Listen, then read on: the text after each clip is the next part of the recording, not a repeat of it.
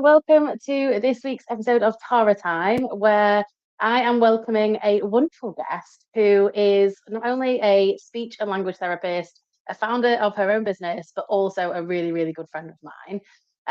Every week I'm coming live and bringing you new guests and digging into everything leadership, everything business, and sometimes everything Tara. So I'm going to bring Nisha Mistry in now and let her introduce herself. Hello, Nisha. Hello. Hi. Yeah, I mean, Tara, Hello. you just introduced me. Thank you very much. I am a speech language therapist, and I founded the Therapy Place, which is my speech and language therapy company. Yeah, that's it Where in the really. world are you currently? That's a good I'm, intro as well. Where in the world are you I'm currently? currently in Peru. I'm currently in Peru. So So I think as we started with, the whole starting a business, and it's not how we know each other, but it's one of the things that we do together now. yeah, Let's start there. And like one of the things I wanted to talk about, because we talk about it weekly, daily, if not, whether it's on yeah, long WhatsApp yeah. messages or whatever, but starting a business. So Nisha and I were in Peru at the same time, and neither of us had businesses at the time when we were there. And we used to regularly go to the cafe. We started, I don't know, talking whether we would do those kinds of things. Maybe we'd start a business. I started talking about it. Nisha started talking about it. We had another friend who was also talking about it at the same time. We called ourselves the Badass Business Bitches because that is exactly what we Exactly. were. And so I don't know how many months on are we now from the beginning of those conversations. And you have started a business, and I thought it'd be good for us to talk about highs and lows so Yeah. far. Yeah. I mean, it was about a year ago this week that can you remember we were sat in the cafe and I was like registering my company on Company's House?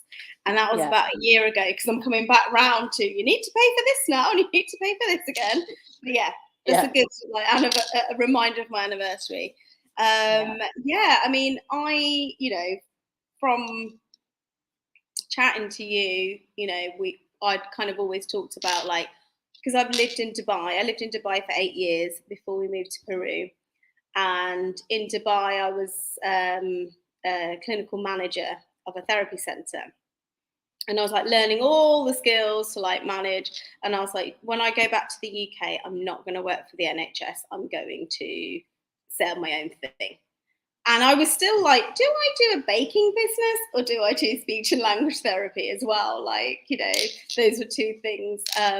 But yeah, I think it was a conversation that we had where because I was working for a teletherapy company based in the UK, and you were like, why can't you set up your business now and start it now? And I'm like, oh yeah, good point. So,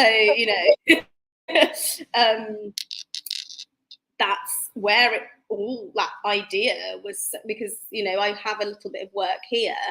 I moved to Peru to be because my husband had a job here, because Matt had a job here, and the idea was like, I'll find something. I mean, that is the benefit of my type of job, is that wherever, even though I don't speak Spanish fluently, um, we, usually where there's an expat community, there will be a need, and there are schools and things like that. But because we moved mid-pandemic, that was a whole different, kettle of fish. But I feel like the pandemic has really like pushed this opportunity more than it would have done if we moved and it wasn't a pandemic. I just still think, God, maybe I would have got a job, a full-time job in a school here or something. That would have been awful, and I wouldn't have been able to like all of the see. time. Well, I think Um, that point that you just said about, oh, like, why not do it now? Like that's part of my general mentality. Like, why not just do it now? And yeah, I think we often have these preconceived ideas, these plans that we've thought about, and it's like, well, when I go back to the UK, that's when I'm going to do it, because that's when I'm going to run the business. And I remember like us having that conversation, and it was like, well, why not get it set up now? Like, you're in a position where you've got time, you've got You've got the chance to actually do it more slowly and ease yourself into it, and don't, then by the time you get back to the UK, when like, when that's planned, you've got a business that's flourishing, and you're tweaking and you're doing all those things later. And I think there's a thing, and obviously I did a similar thing where I was still in a full-time job and I started doing the business, and I think I can't hear you. Yeah, I've lost you. It's muted.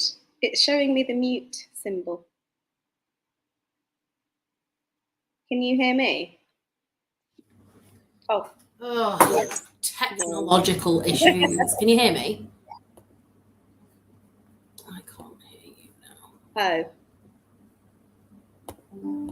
Oh. How did that happen? Let's change these audio settings. Okay. Can you hear me? Yes. Can you hear me? I can. Excellent. All right. Yeah. I think we're back on. Right. Yeah. Sorry, my headphones are playing silly buggers today. So obviously I'm having a tech issue, because nearly every day I have a tech issue. So wait. This mentality of like, let's just start early. Let's start now.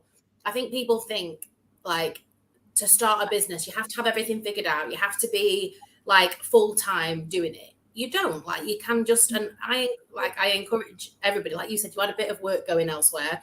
You had that security, that safety, you've got like something else going on. That is the best time to start, because starting a business and solely relying on it immediately when it takes time to build means you're coming from a place of like desperation and lack and worry. And I just don't think you can operate a business, especially at a startup, from that point.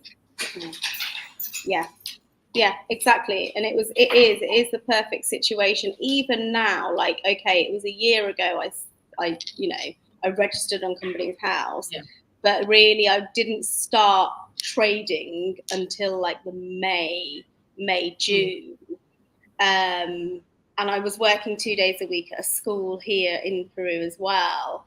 And, had a bit of income coming in, but even now, like, on year 2 now, I'm in a lucky position where actually there's no major pressure on me to earn money, even though I put that pressure on myself. I was about to say, you're quick at making that pressure. Yes, it is. I'm in I have to keep kind of like stepping back and being like, sorry, can you hear my dog pattering about in the back? It's fine.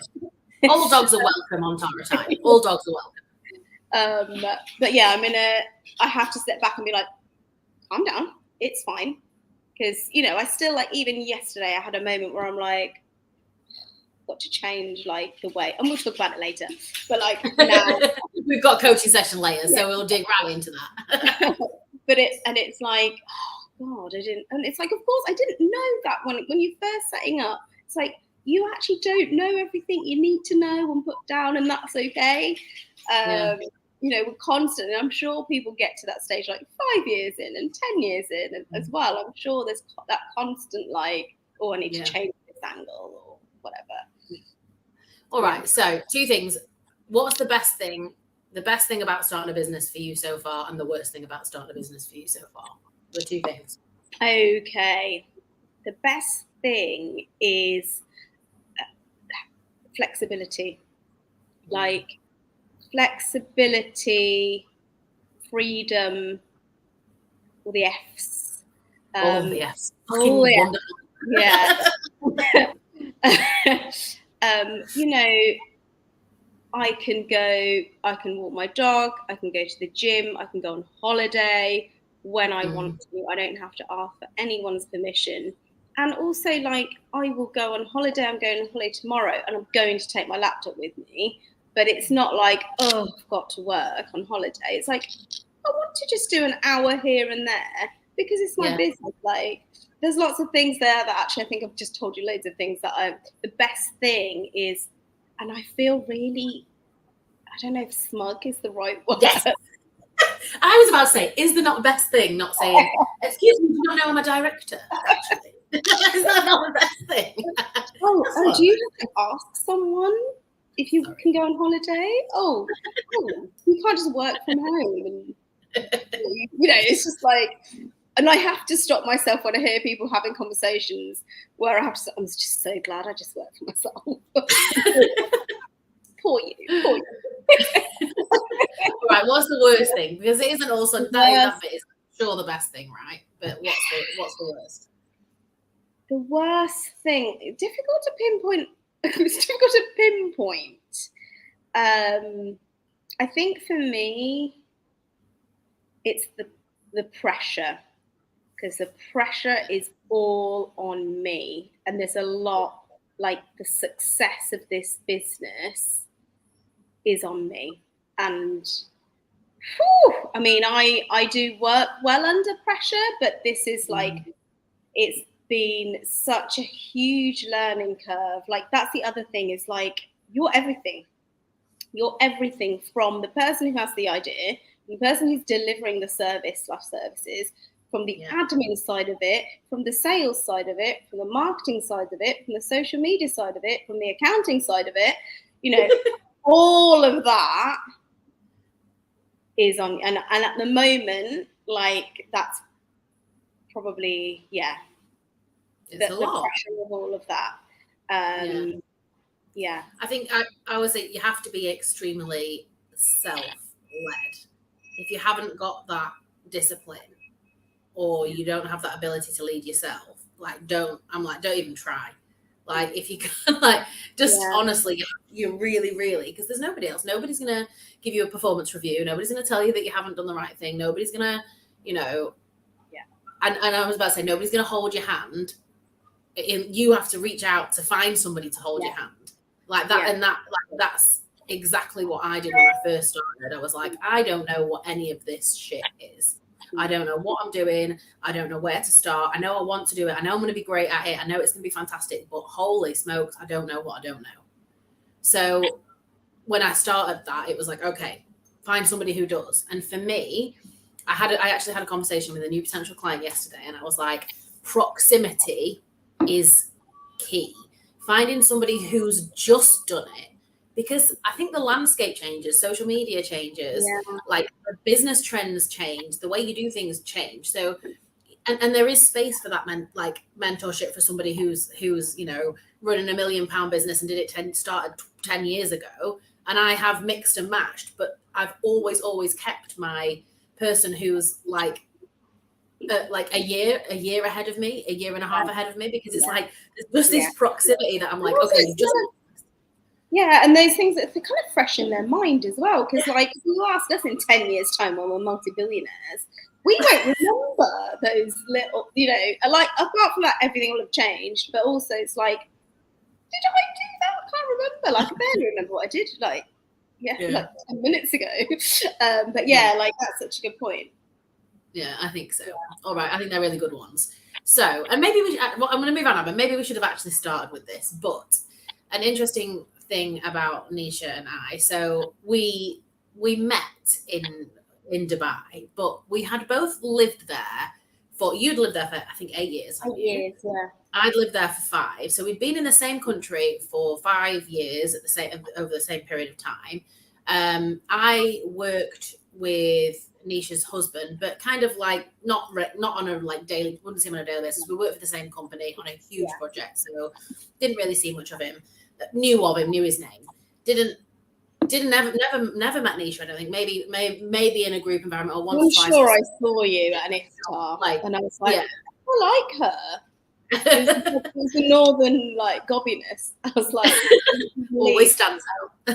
But we never like, no. Our social circles never crossed. No. And then this opportunity came up in Peru, and both Matt and I were taking on this opportunity in Peru. So we just started talking about, you know, what are you doing? How are you moving there? What's the thing? You know, where are you looking to live? Like, we just, what you do, mainly, what are you doing with the damn dog? It was mainly about the dog. Special thing of that move. And I think we invited you around. We had dinner or something. Yeah, we invited you around for dinner. An amazing roast. I was like, I'm going to make friends with this person. Made an amazing roast dinner. That was it, right? I made a roast dinner. We got on like house of fire. Wonderful. You actually moved to Peru, I think, 3 months before we got And very, very kindly, by the time we got there, Nisha had set up our whole friend circle, so we didn't have to do anything. We arrived, wonderful. All two of us. All two of us, because that's the space I've got for. And also, like, so that's, I would say, that's where our friendship flourished. And I think international friendships are fucking weird. So I think we should talk about it. Like, I'm actually delivering a program at the moment called Global, which is talking all about like moving abroad, living abroad, having, you know, all of that stuff. And this international friendship piece is an interesting one, because I think it's so intense, isn't it? Like, compared to friendships at home, it's really intense and fast. Yeah. And because your friends become your family, because you don't see your family. You don't see, like, on a weekend, like, if you're in the UK, like, most people, I don't know if that's a fact, but I feel like wherever I move to, most people live near their families. And I mean, I know you moved away from home in the UK even, and as did I. But yeah, when you're like living in Dubai, I feel like Dubai was different to Peru, because Dubai is more longer term when people move. Most people, they have that 2-year, 3-year plan, and 10 years later they're still there. And people really like root themselves down. Whereas Peru is definitely, we've lost, 18 months in and they've gone, and you're like, just no, I don't my friend forever.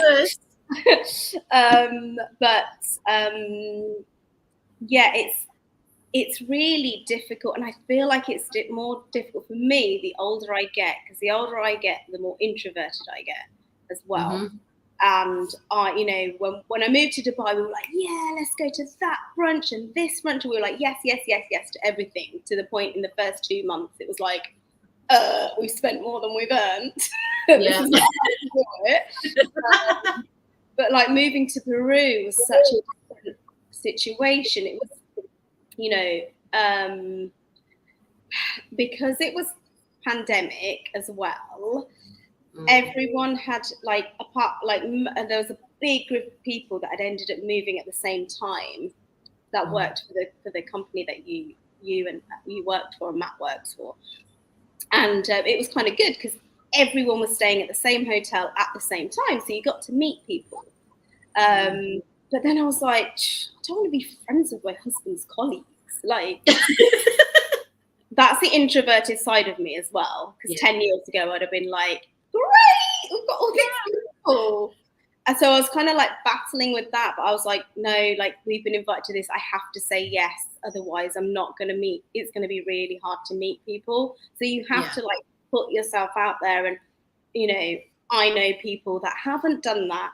Who didn't do it in Dubai, who didn't do it here, and they're like really miserable. They're not enjoying the experience. And it's like, if you've chosen to move to a country, you have to put yourself out there, and it might take a while to sort the wheat from the chaff, if you like. Yeah. But you have to go through that process. Otherwise, unless you're super lucky. Yeah. Unless you're super lucky, somebody set it up for you by the time you're out. No, but you're right. Like, I am also, to most people's surprise, I suffer terribly with social anxiety, like to the point where I will get a horrendous migraine at the thought of going into a new group setting. So that's pretty difficult as an expat, where you are absolutely right. You have to do these things as like, unless you want to be lonely, unless you don't want to meet that one or two. And it doesn't mean you have to have a huge circle of friends. Like, I don't do that. I didn't do that in Peru. I did it more in Dubai. It was a bigger group, but eventually it honed down. Never did it in Peru. Had like 2 really, really close friends in Peru. And then here I've done exactly the same. Like, I know what I've got capacity for now. But you're right. You might have to go and meet 10, 20 people before you find those people, because they, you will find them. Like, it doesn't matter where you go, you'll find them. Yeah. And I think that those, like I said, the friendships blossom so fast, and like you get to know each other so much because like you say, you have this immediate common ground. Like, you've got all of these experiences that are immediate common ground. So like, you've got somewhere to start. And I think as that introverted thing, like, I've put myself into group scenarios where, and I went somewhere the other week. I remember we were messaging and I was like, I'm going to a pool party with lots of people I don't know, and I'd done something else as well. I can't remember. And you went, "What?" Oh, I'd exercised, I think. And you're like, "What? Where's she gone?" Like, it's all right. But it was, you know, a really nice time. And sometimes as well, like those things are nice to just meet interesting people for one time. You don't have to make the best of friends with everybody. Like, I think that's a mistake a lot of people make as well. Like, okay, yeah, I'm going to try and make this enormous circle, and now I can't keep on top of it. And now I feel really bad for saying no. Like, it's just finding the balance, I think. Yeah. And I think, right? Yeah. I think definitely being, and like I said, as I've got older, definitely becoming more introverted. I think, like, you know, people who get to know me, they know that, oh, Nisha went out. You know, it's like, oh, Nisha's, oh, was it fun Nisha today? You know, like, you know, fun Nisha comes out like a couple of times. My favorite Nisha is fun Nisha. But yeah, like I think I don't like the idea of socializing with groups. And build it up, like you build it up in your head. And I feel like in Dubai, that wasn't something that happened with new people as much. Like you've got your group and one person, that other person's a new person because you've already got your friendship group. But once you've made it, but like in like anywhere else, I think it's like constantly like new potential meets and things like that. But and also like once you've found, you know, once you invested that like 1 or 2 months in saying yes to everything, you can figure out your top 3. Top 3. And then you can confidently go, thanks for the invite. No, I can't make it. I'm getting better at not really having to give a reason, and people know me now. They're like, yeah, that's fair enough. If, you know, it's a Sunday 5 p.m. thing and you have a rule about Sundays that you don't do anything after 4 p.m. You know, boundaries, exactly. Boundaries. All right, so from one place to the opposite of group things, I want to talk solo trip and time alone. So something that Nisha and I bonded over, I would say almost immediately, was our shared love of spending time alone in our own company in an empty house for what we call an empty. So when, I have to credit my friend Janice for that term. She's probably on this. She's really non-social media, but like Janice, who's a very good friend in Dubai, she coined the term an empty.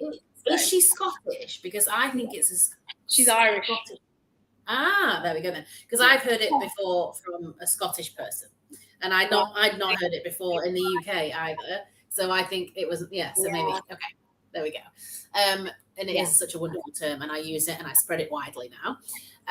So it is essentially when all of the other humans that you may live with, husbands, wives, children, whatever, not dogs stay in the empty.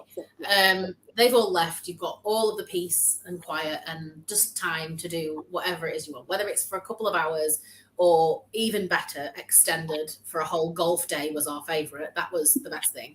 And I remember the first time this happened, I think Matt and Tom had gone to play golf, and Nisha and I were messaging each other from our own empties. And we were like, we're not even the people who were like, shall we do something because they're doing something? Like, shall we talk about how good it is being on our own? Let's do that. It was so funny. It was like a mutual understanding, because whenever and it's such a thing, isn't it? It's like, oh, the boys are doing something. Should the girls do something? Or the girls are doing something. Should the boys do it? They do that because they don't. They do that because they don't like their own company. That's the problem. But like with us, it was just like, we're good. And then we had the whole day, and then they came back absolutely trolley and ruined my empty, even though we'd already had the whole day. But it is. I love solo time. But you've taken this to the next level. So I want you to tell people about how you've taken it to the next level. So there's a beautiful place in Peru called Mankara, and it's like a beachy place. And we'd been there a couple of times on holiday, on like group trips. We went with you on Easter, and we did like a solo trip in October. And I'm like, this is the goal. This is my dream. This is where I want to work from. And literally, whilst I was on that long weekend away, I booked myself a week. I'm like, I can work from wherever I want. Why would I not work sat by the beach? You know? So I did that a couple of weeks ago. Went for a good 8 days on my own. Just amazing. It was just amazing. I would wake up to the sound of the waves, you know, had breakfast because it was a little Airbnb, but they provided breakfast. So it was so nice. Just sat, do my work, take my calls. When my day, you know, maybe have a 1 hour break, sit in the hammock, read my book. After my calls are done in the afternoon, go and dip in the sea. I would recommend it to anyone. Like, I was really happy on my own. Like, obviously, like, I called my husband every other day, you know. And you know, actually, it's a really nice time to catch up on calls with friends and, you know, things like that. Because usually, like, you're in your house and there's always, like, a dog to walk or washing up to do or dinner to make or things like that. And it was just like, I was crocheting. I learned how to crochet. Who usually has the time for that? Like, that is it. PJ is going to be so proud of you. Yeah, like, that is the dream. It was, so there wasn't, I didn't get to a point where I'm like, oh, I want to see people now. I think because I was like having like online sessions and things like that, so I didn't feel lonely. They were like, the Airbnb people were really nice, but like, who were about all the time. But it was just, oh my God, I feel like once a year I'm going to do it for a week. I've been on holidays by myself, which I also loved. Just love it. Yeah. You don't have to do anything. You do what you want to do. You don't have to listen to what anyone else wants to do. Eat when you want to eat and what you want to eat and where you want to eat. And yeah, I would recommend it if you have the opportunity, because I'm like, I don't know if I'm going to get the opportunity to do this again. And I do, I mean, with all due respect to Matt, you know, he could have been like, oh, well, no, because, you know, I go to work, I've got to look after Malcolm, the dog. I don't, you know, it's probably technically like, you know, because I'm not earning loads at the moment. It's like, it's our money, but like, but he's like, yeah, no, you don't. And he never moaned once about that. So I am very lucky in that, you know, because he could have made me feel guilty about that because he had to, you know, walk the dog before work and get home in time to walk the dog, like, you know, all of this. So but it's a good thing as well of like, you know, sometimes we do a lot of things. We do a lot of things for other people. And it's also a realization of, oh my God, all of those things that person does that they never know. Like, people don't know. And it's not that you don't want to do them. It's not, but sometimes like, it's just good for that piece of appreciation as well to say, actually, these are all the things that I do usually that you might not even notice. Exactly. But just, I think, to step away, have the time. I think also some people struggle with time alone. And it's a thing that everybody should try and practice, because if you can just have some like time with your own thoughts, like the mental clarity that comes, that's not from noise of other people or what other people think you should do or opinions or ideas or whatever it might be. Like, I think that alone is a really useful, powerful thing to do, is to spend some time alone. Like, I think that's just really, really important. Absolutely. I'm just checking in here to make sure there's no comments or anything. Okay. So we've done starting up a business, highs and lows. We've done international friendships. We've done alone time. One of the other things I wanted to talk to you about, because it's something that came up right from the beginning when we decided to start working together as well. And actually, that's another topic we should talk about, friends and client, because lots of people say it can't work. So we're going to talk about that.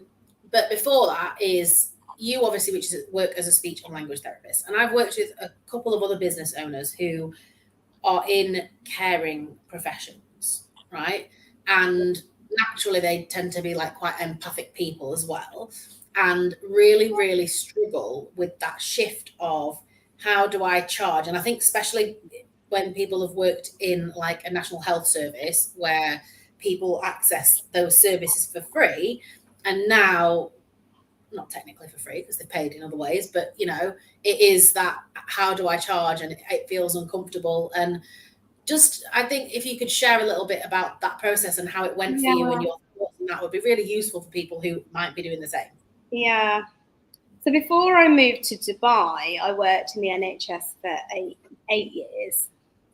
So I feel like when anyone's working for like a government funded, where the actual client isn't paying for it, and then you move out of that, it's really, you kind of become a bit like indoctrinated. I don't know if that's the right word, but it's like, oh no, but you know, to move to private, even if you're a teacher, if you're a therapist, if you're, you know, whatever, it's like, oh no, but what I'm doing is good. This is good. If I move to the other side, that's bad. Like that is, and you know, you hear, you know, this is why the art, they've managed to keep these people, you know. I think the NHS is amazing. And I think, you know, state education in the UK, what an amazing thing. That is, so from leaving the UK, I can really appreciate that. Oh my God, you know, I remember having to explain to someone in Dubai, I'm like, oh, if you need to go to the hospital, you just go to the hospital, you know. Yeah. And then you leave when you've been treated, you know. If you need to go to school, you just go to school, you know. And I know there are issues with the system, but yeah, like when I moved to Dubai and it was like £100 for my therapy session that the parent was paying for out their pocket, I'm like, oh shit. Oh my God, pressure. But I wasn't charging that personally. That was the centre that was charging it. So I felt the pressure. It was like, yeah, but it's not me. It's not my fault. And then I just think I mean, look, it's been 10 years I've been out of the public system and I'm still like, ugh. But what I find is the problem is mine. I think it's this NHS trauma, but I am like, oh, but you know, the price has got, I've had to increase the price, and nobody asks they're just, you know, I tell them the price and they go, okay. You know, somebody asked for, one of my clients wanted a report and, you know, it was face-to-face and I couldn't. I was like, oh, let me just send you the report options on email and then you can tell me, because I didn't want to say, if you want this report, it'll be this much. If you want this kind of report, it'll be this much. I'm still like, don't like talking about money. It's easier to have somebody to do that for me. Well, I'm just going to write that down as something that we're going to work on in the future.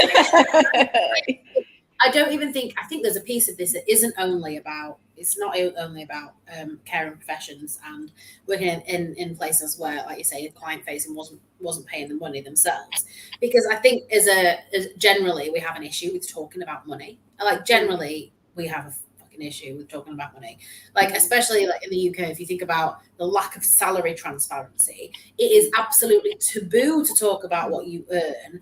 Like that is rude and grotesque and awful, and we wouldn't do such a thing, which is ridiculous. And it also enables the kind of like complete lack of transparency and discrepancies in salaries in companies, whether that's gender based, whether that's whatever it is. Like it enables that. But I think we have these kind of money beliefs about, you know, whether we should talk about it, or what happens when you start to talk about it and your mouth dries up and you feel really uncomfortable and you feel like somebody else is thinking all of these other things, which they're probably not. It just takes practice, I think, and like shifting the narrative in your brain to be able to do that. Because when I first started my coaching business, to be able to say my prices out loud made me feel sick. Now I like it's part of doing the work, and you know, there's a lot of money mindset work out, like podcasts, you know, if it's something that I'd never even heard of before I started coaching and before I started my business, this word money mindset. And actually it does, all of these beliefs are in our brain, and that's what stops us being able to go, sit on a call and say, the price for this report is this, the price for that is, without feeling those weird feelings. So like there's a process to go through. And I think it's a really important part of like business ownership to go through that, but it takes time. And, you know, it's another thing that you don't need to learn about, know that you need to learn about, that you need to learn about. Yeah. And and also like we always, I think like, you know, like I say, it probably isn't just caring professions. It's like, oh, well, I'll just give them a discount.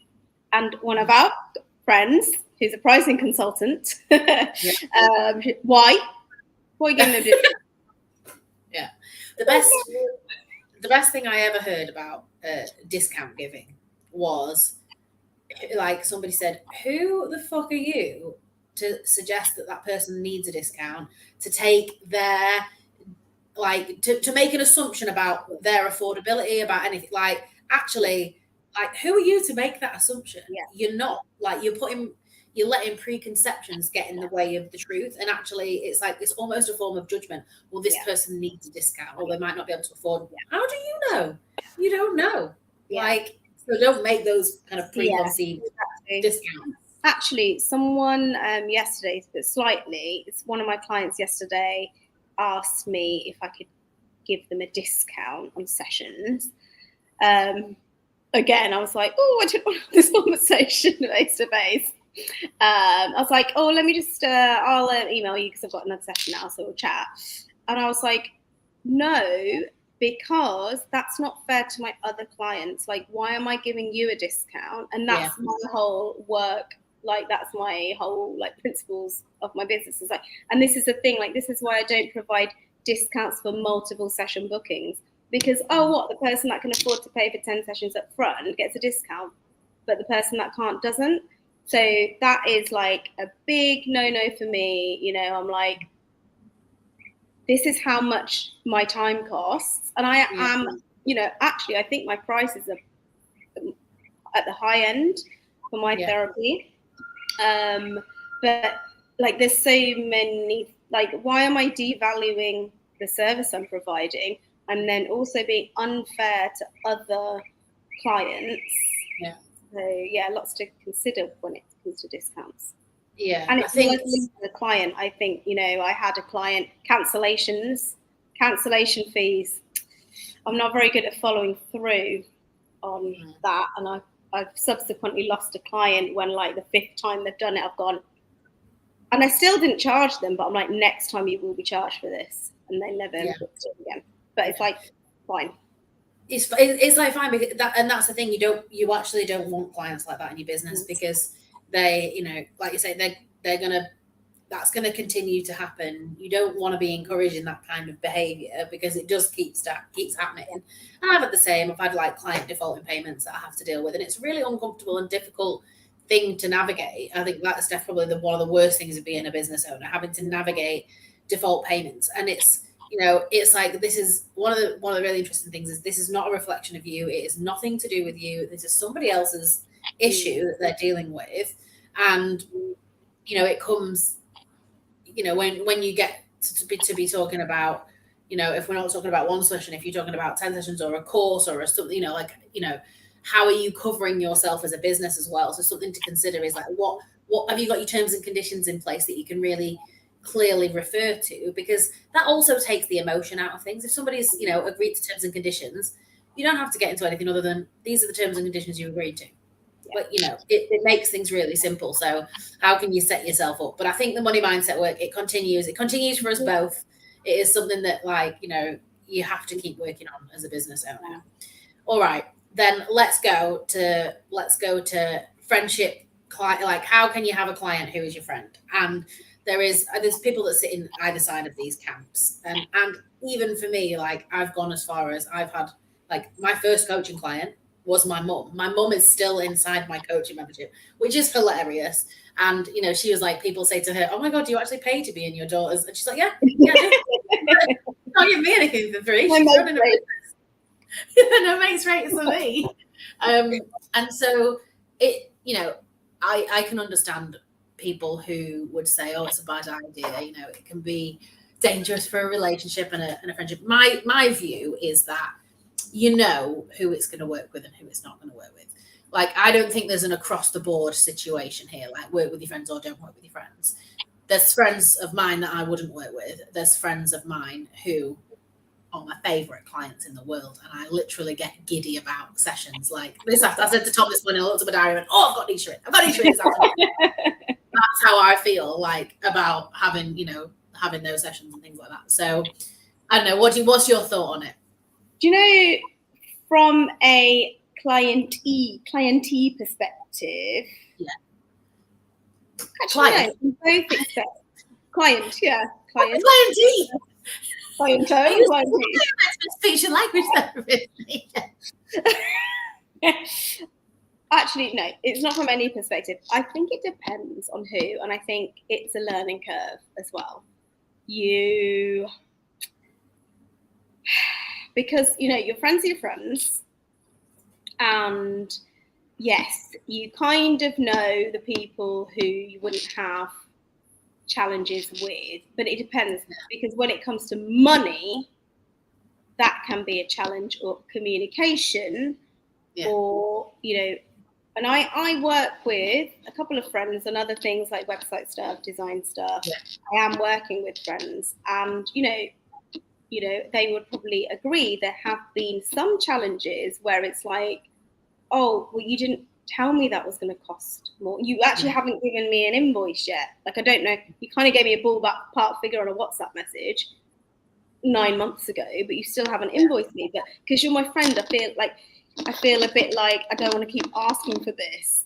And now, like, by the way, I did 3 times as much work, and it was like, you need to communicate that to me. We're all like small business owners and learning. We're all learning. But things like that, oh, your estimated time of completion is, Friday, and then 3 months later. Yeah. But if that wasn't a friend, you could be like, no, you said this was going to be. You can be a bit like. So I think it really depends on the situation and who the friend is as well, and and who you are as well. Like, it's been interesting. Boundaries again. I think it's boundaries again. If you can set those out, and for me, my top advice is if you know that you've got the friends that you can work with, do freaking work with them, because it can just bring you the most amount of joy that you could ever imagine. Don't listen to everybody who says just don't work with your friends because it'll never work out, because that is a blanket piece of advice that is not relevant. I would say be cautious, think about it, make sure that you are really, really clear, and treat them. And here's what I think is, treat them like a proper client. Give them the respect that they deserve by don't think, oh, I don't want to invoice them because they're a friend and I don't want to charge them money. I'm going to invoice them and I'm going to treat them exactly like I would any client. And that's like from the way we work together, from a coaching perspective, that is exactly how I treat you. You get the same payment links as everybody else, same payment terms, same, all of that kind of stuff. It's not like there's any like, I'm going to treat you any different to my clients. You get the same level of treatment. You get the same level of professionalism. You get all of that, because that's what enables us to have that relationship that is a professional relationship as well. And so I think, I actually feel in our situation, I feel like I benefit more because you're my friend. Because I think if you weren't my friend, I wouldn't be sending you all those WhatsApps and voice notes and this and that, which are like, it's just it. Yeah, I feel like I benefit more the fact that we are friends, because of the way I would behave differently if it was somebody like more formal. Yeah, and that's the reason I would say, if you can and if you think it will work, do it, because and I have had multiple, like I've had a few friends and a couple of family members as well that I've coached, and the outcomes have been insane because of that. Because we're set off like 20 miles ahead, because we already know so much about each other. We don't have to spend the first 3 or 4 sessions getting to know each other, get in a rhythm, get in a whatever. It's like dive right in. So like the value is so much more, and I already know how you operate, and I know, those types of things, because we've been friends. We've got that background. So I think that's my advice. If you can and you think it'll work, give it a go. But if whatever you do, be really, really clear on the boundaries, be really, really clear around payments, and be really clear about like expectations at the beginning and what's included, what's not included, all of that stuff, I think. And it can be really great. Well, clearly it can be really freaking great. All right. Before we finish, I have a question, because I like to do a little like this. Like I said, we like to talk about all things business. We've done all things leadership, and we've definitely talked about self-leadership and the importance of that, and things Tara, which we may have slightly touched on. I'm going to ask you a question. I'm going to ask you a brave question. What is your favorite thing about working with me? My favorite thing about working with you,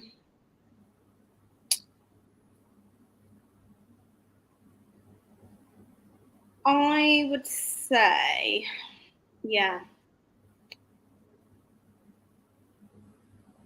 I think it's like the way you are kind of like brutally honest, but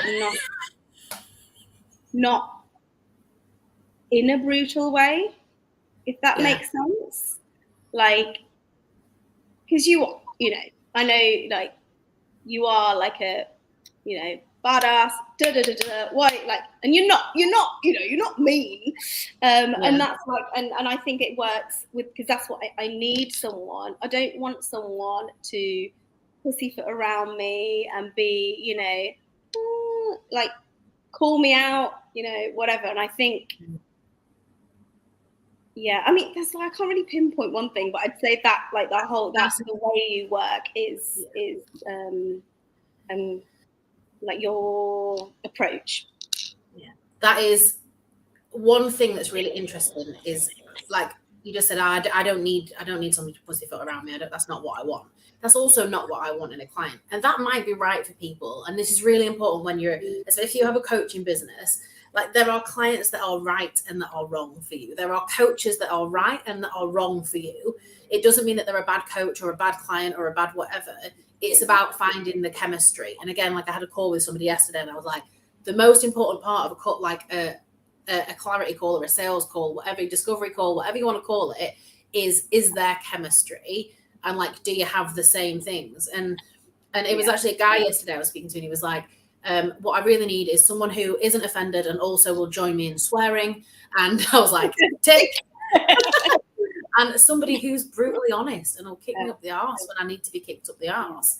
And it's like, that is my style, and it's certainly not for everybody. And even when I post a social post or certain emails, like, I've got an ever-growing email list, and certain emails, when I send an email that's a bit pointy and people don't like, I'll notice people start to unsubscribe and they don't like it, and I'll celebrate that, because I'm like, yes, you people weren't my people. That's making space for more of my people. So I love that. I'm going to keep up with the brutal honesty. And I think that attitude is the same, like, as a speech and language therapist. It's like, I have a certain way of doing things. There are other therapists that have different ways, and it's not as a professional. It's not taking it personally as well. It's like, that's a really good way to look at, they didn't like that, but that's fine, because there'll be someone else that is more suitable for them. You don't need to have all of the people following you. I'm just checking in here about comments. Somebody's saying, can I ask something? Yes, of course, Natasha. Please fire away and ask a question if you're still here. I got carried away there and I missed those comments. But please feel free to ask. And if we don't get around to it on here, because I think my laptop battery is about to run out as well, we'll definitely answer it in the comments for you. Oh, here we go. Can you be great friends and business partners at the same time? Right. Well, I have got a guest who I'm going to answer that question with you in the future as well, because, and I think yes, I think you can, but like we said, it absolutely has to be the right person. I mean, not only have I gone into business with my husband, which many people, again, wouldn't do, or wouldn't be right for them, it's been right for me. I've also gone into business with a friend who I never met in real life, only met on the internet. I'm meeting her in real life this year, but we're very, very good friends, even though we've never met in real life, and it's working beautifully at the moment. But I think the same goes with boundaries and communication and setting out all of that like you would with a real business partner. Yeah. I don't know. What do you think, Nisha? Yeah, I think, because I've always been brought up like my parents have their own business, they're retired now, but they've always kind of sent the message not like this said it directly, but indirectly. It's like you got to be careful who you work with when money's involved. Like it gets complicated. So I've always been like, oh no. That's like embedded in my head there. But I do think you're right. Like boundaries, getting things clear, written down, so there's no it's black and white. There's no ambiguity of like, what if. That's it. Yeah, and where does business?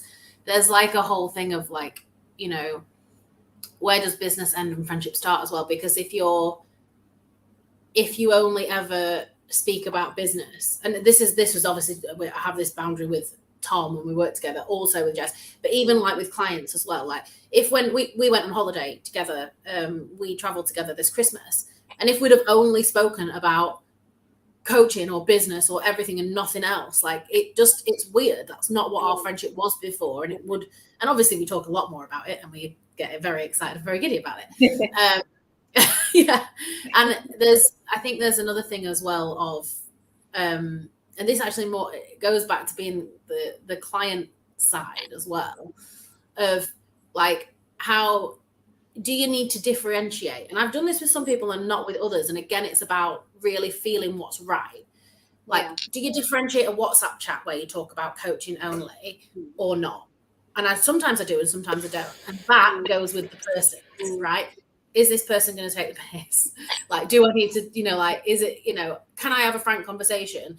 Are they expecting me to answer every 2 seconds? Like you said, we have conversations over WhatsApp, and we work one-to-one. So that is part of my one-to-one support in terms of providing stuff in between sessions that I do with any of my clients. But if I was in a position where I thought, oh, do you know what? Nisha's not going to know the difference between, she's going to expect me to respond at every 1 second, and I'm not going to be able to say, no, I can't. I've got a relationship with you where I'll be like, I can't answer that right now. I'll be able to look at that at the end of the week. And we do, and we have those types of exchanges. Yeah. So I think it's just about, knowing who you're going in with, knowing what your relationship is, setting up your boundaries right. And absolutely. Yeah, for sure. Right. Thank you very much. We are just about for having me. And it was really, you didn't need to prepare. Nisha and I had this big long conversation about whether she prepare or not. I was like, no, we're just gonna come on and have a conversation. I didn't. Yeah, but Natasha, I'm going to be bringing a guest on maybe next week, maybe in a couple of weeks' time, who is a business partner, who is a friend. So you might want to tune into that, and we'll talk all about how that works too. So thank you very much, and I will see you soon. Bye. Bye.